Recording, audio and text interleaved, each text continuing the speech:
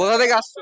আমরা আমরাহারা গ্রাম পঞ্চায়েতে ভগনগর 2 ব্লকে আমরাহারা অঞ্চল গ্রাম পঞ্চায়েতের হাজীগঞ্জ গ্রাম এবং ভান্ডার গ্রাম থেকে আসছি। তোমাদের এলাকাতে অভিষেক ব্যানার্জি 26-এর আগে হ্যাঁ। সবচাইতে বেশি গুরুত্বপূর্ণ ভোটের আগে কি বলবে? আমাদের এখানে ধরেন বিরোধী বলে কিছু নেই, আমরাই একটাই দল করি, তৃণমূল কংগ্রেস। আর জনসাধারণ জানে যে তৃণমূল কংগ্রেস ছাড়া কিচ্ছু নেই, একমাত্র তৃণমূল কংগ্রেস, এটাই আমাদের দল। অভিষেক ব্যানার্জি আসছেন, এটা আমাদের খুব সৌভাগ্যের ব্যাপার। রিয়াদ হোসেন তোমাদের যে প্রার্থী প্রার্থী। তার সম্বন্ধে কি বলবে? সে প্রতিদ্বন্দ্বিতা আছে? রিয়াদ হোসেন সরকারের সঙ্গে আমাদের প্রতিদ্বন্দ্বী প্রার্থী পেরে উঠবে না।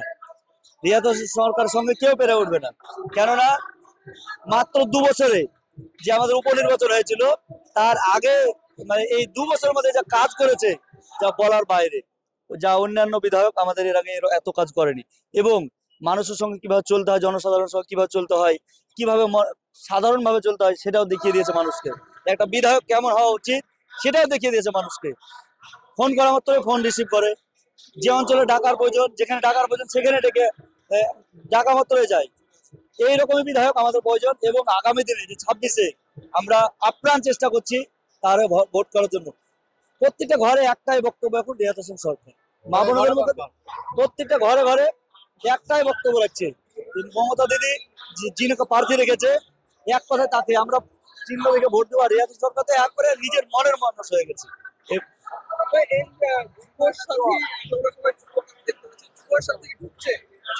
হ্যাঁ, যুবসাথী ঢুকছে।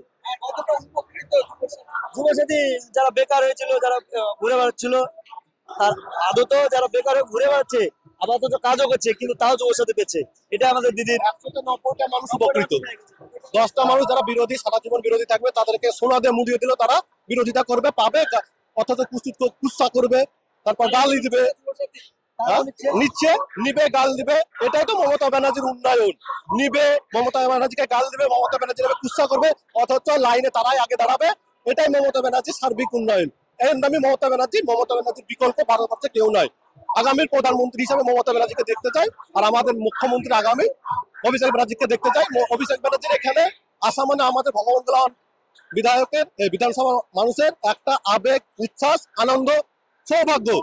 এর আগে হয়তো ভগবানগুলা এসছিল পঞ্চায়েত ভোটে, তখন এরকম মিটিং হয়নি, নবজোয়ার হয়েছিল।